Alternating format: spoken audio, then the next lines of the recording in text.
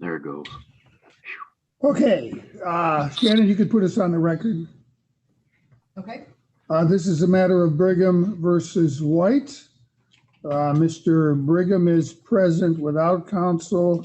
Ms. Fleming for the defendant, and Ms. White is also present. So, Ms. Fleming, go ahead with your motion. Thank you, Your Honor. As stated in our motion, there was an evidentiary hearing held before the court on December 17th, 2018. At the time, Mr. Brigham was represented by Attorney Conant, and Mrs. White was represented by Attorney Robeson. The court denied the motion to change parenting time or custody, but the court did order that the parties agree on a counselor for their minor son, Michael, and that the defendant mother make a proposal to the plaintiff father of 3 names. There was no written order that was ever presented to the court, but there was a presentation of 3 proposed counselors to the father's attorney and to himself. He never responded. They were never able to agree. Here we are 2.5 years later. Michael is now 14 years old. He's in 8th grade at Concord. Things have not improved. He's had discipline issues. He's made threats of such concern that his teachers have contacted the parents. The boy's grades have deteriorated, especially when he's with his father. He's on a 2255 schedule. My client's always the bad parent because she's the one who has the rules, keeps up on the grades. Mr. Brigham, as you can see, he's not on the computer. He's not able to check Power School or help Michael with his schooling. It's all left to my client. He's not even able to participate via Zoom without assistance today. We're asking the court to order specifically counseling. My client's insurance has changed since she made that proposal to Mr. Brigham 2 years ago. I have a list of 3 counselors who are accepting new patients who accept my client's insurance. And I'm asking the court to specifically order which one of these counselors, and that the parties alternate taking Michael to his counseling, which is what you wanted them to do before, that they participate as directed by the counselor. And then it would be helpful if the court could schedule a follow-up status hearing and that we could have a report from the counselor before that hearing, and also order that the parties pay any out-of-pocket expenses pursuant to the Uniform Child Support Order. My client pays support. She provides the insurance. Mr. Brigham's ordered to pay the ordinary medical expenses, and then whatever the pro rata share percentages pursuant to the most recent support order. I'm asking the court to do that. So I can provide the 3 proposed counselors when the court is ready.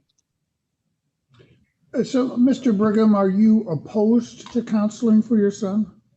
No, absolutely not.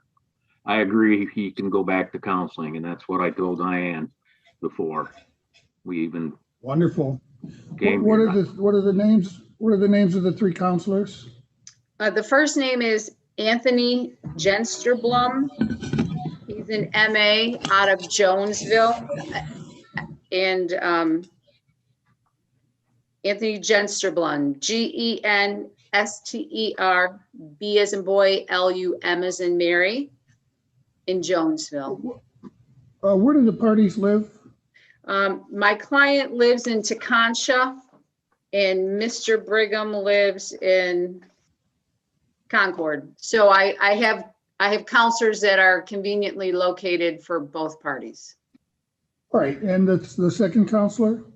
Is Michelle, last name I hope is Croce, Croce. She has a PSYD, and she's in Marshall.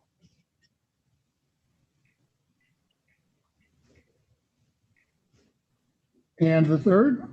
Is Samantha Wheeler. She's an MSW PhD, and she is also in Marshall. Well, it would certainly seem that Marshall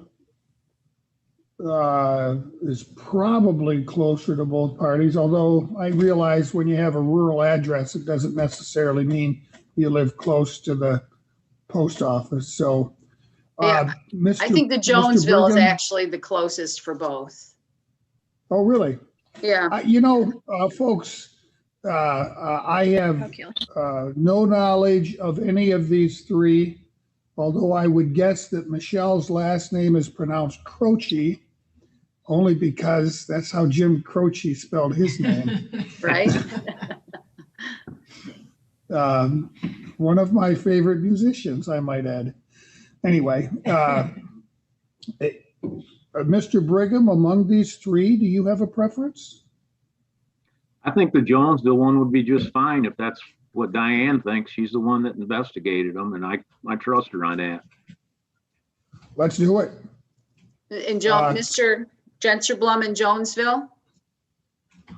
Jensterblum, yes. What's the counselor's name in Jonesville? Anthony Jensterblum. Anthony? Yes, Jensterblum. I know it's an unusual name.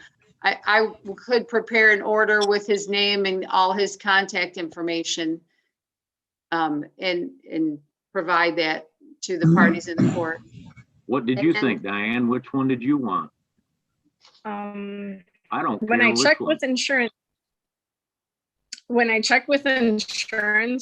Jonesville is 13 miles for you and 19 miles for me, and Marshall is 21 miles for you and 14 miles for me. I'm good with either one. The two women are associated with New Beginnings. The Anthony Jensterblum is with Carum Healthcare, which my insurance covers. So I'm good with any of them. I just thought Jonesville would be very convenient for you, as it's straight down Pulaski and North Concord Road. And for me, it's also just an easy drive through the country. All But right, he well, was let's born just in do it. Marshall, and all my insurance covers there too. Okay. So, Ms. Fleming, you can prepare that order. Rather than schedule a hearing date, you can simply put in the order that either party can request to have the matter put on the docket for review without the necessity of filing another motion. Let's give it a chance. And parents, I have a word for both of you. I have no idea about, how the parenting relationship has gone other than what I've read. I have no reason to blame either one of you. I think I have reason to caution both of you. What your son wrote at the school absolutely is borne out by every piece of literature that I have read about what happens to kids when parents divorce or separate. It's a very, very, very hard thing for children to process. And it seems pretty clear from what he said that he particularly had a difficult time processing it. There's some good resources out there for you to read just so that you understand the dynamics here. But the reality is children just get really messed up if they see their parents not getting along, even when they're separated. It doesn't help the situation. And I'm not saying either of you did this, but I think there's a likelihood that maybe you both did it a little bit. Trying to enlist his support against the other parent is not a good thing. There's a program called it's called Children in Between. I'm not going to order you to do this, but I would strongly encourage you to go on their website and read what they have to say and keep your son's best interests at heart. I'm glad you're both on the same page now. I hope you can stay there. Clearly, your son needs some help to get through what's really looks like a tough time in his life. And that will work a whole lot better if you two are on the same page and do your very best to insulate him from any kind of conflict. So with that said, Ms. Fleming, if you could submit that order, I'll sign it as soon as it arrives. Thank you, Judge. Just to be clear, are you ordering that the parents alternate taking the child to the sessions and that they participate as ordered by the counselor and pay as uniform child support order? Absolutely. All that you proposed makes perfect sense. They clearly both need to be involved. The extent to which they're involved, I'm going to leave up to the counselor. Yes. It's very likely that the counselor will want to spend some time just with your son. But as that counselor chooses how and when to involve, I only ask that you be fully cooperative and follow the counselor's guidance. Thank you, Your Honor. Thank you. I wish you both well. I hope your son can get through this rough patch. Good luck to you. Thank you so much. I appreciate it. Thank you. Diane, You're I'll call welcome. you later. Okay. And also, Diane, I know you work full-time at the post office, a lot of hours and this and that. If you ever need me to take him because you have to work or this or that, me being working for myself, I can always cover you. You know what I'm saying? If you say, I gotta go to work for this, that, or that through the post office, I'll say, I'll just take him for you. It's just down to Jonesville. Thank you for the offer. Okay. And thank you for your cooperation finally. I'm sorry we had to come to court to get it. Okay, Thank you. All right. thank you. Have a good day. You too. Thank you, guys.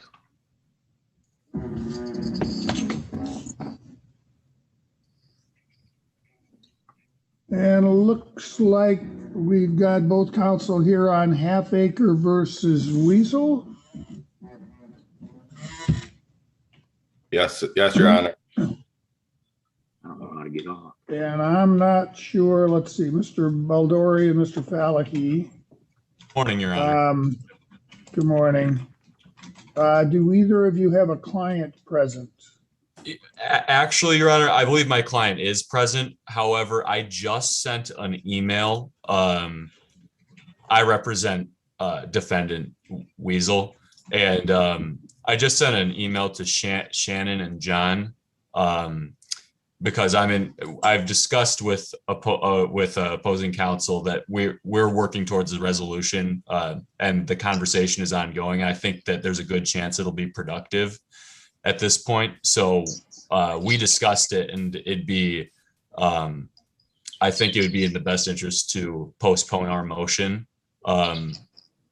for resolving this issue. And so. Wonderful. Yep. That's all.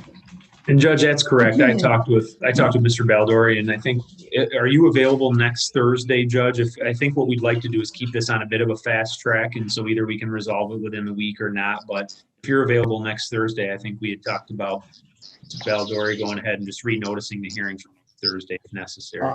I'm pretty sure I am. Let me just double check and make sure.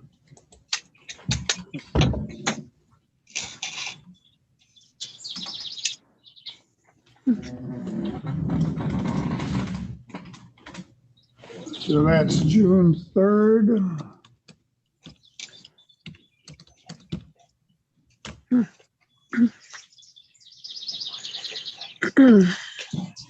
Yes, I'm definitely available. You can just notice it for 8:30. Okay. Yes, Your Honor. I'll do that. Thank you, Judge. All right, I just want to make sure who this is on the Alcatel device. What is your name? This is Krista speaking. Krista, okay, so you're on this case. All right, thank you. Good morning. All right, have a good day, and hopefully you'll get this all resolved. If not, I'll see you in a week. All right. Absolutely. Thank you. Thank you. Thanks, Judge. You're welcome. Thank you, Your Honor.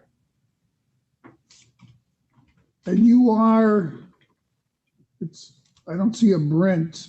I'm Austin. You are Austin, okay. Yes, Your Honor. All right, thank you. Thank you.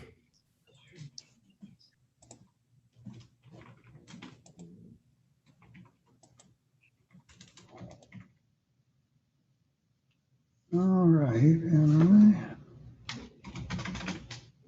don't know who this is.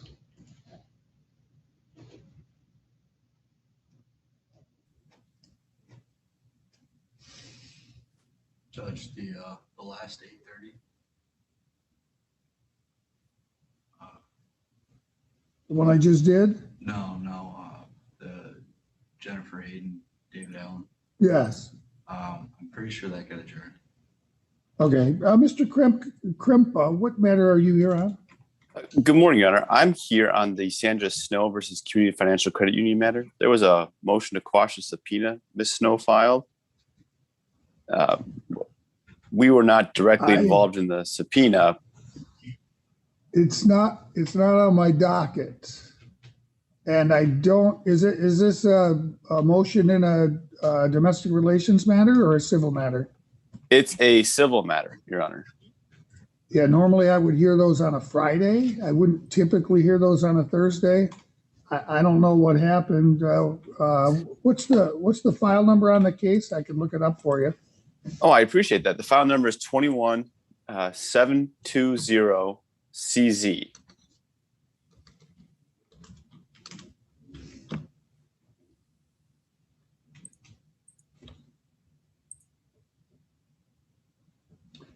Yeah, the only things I'm showing scheduled are the pretrial and trial later this year. Let me see. And the register of action.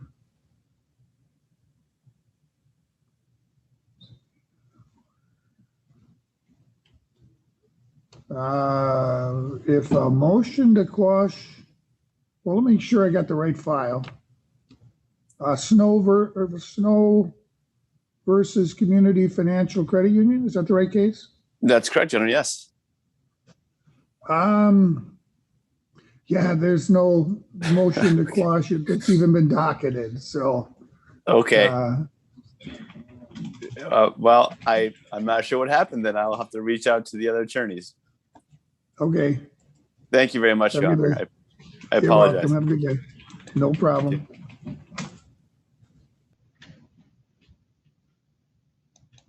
And Baldori is one that got pulled, right?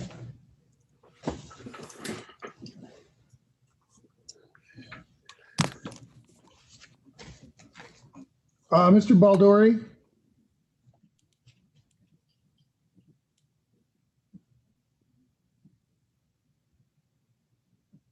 Sir, I can't hear you, but I'm just letting you know that your matter has been put over, I believe, to next week, but I'm not sure.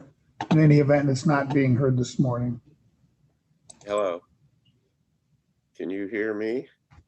I can now. Did you just hear me? I did, Your Honor. Okay. And my son, I'm not sure, is this the Half Acre v. Weasel? Oh, yeah. Well, it is. Well, okay. That's why the name sounded familiar. You're an attorney? I am, but my son filed an appearance in this case. And I thought. Yeah, he was here. You showed up a little bit late and I didn't notice until they were done, but this matter, I believe, has been set over a week. Oh, okay. I was late getting in. That's all right. All right.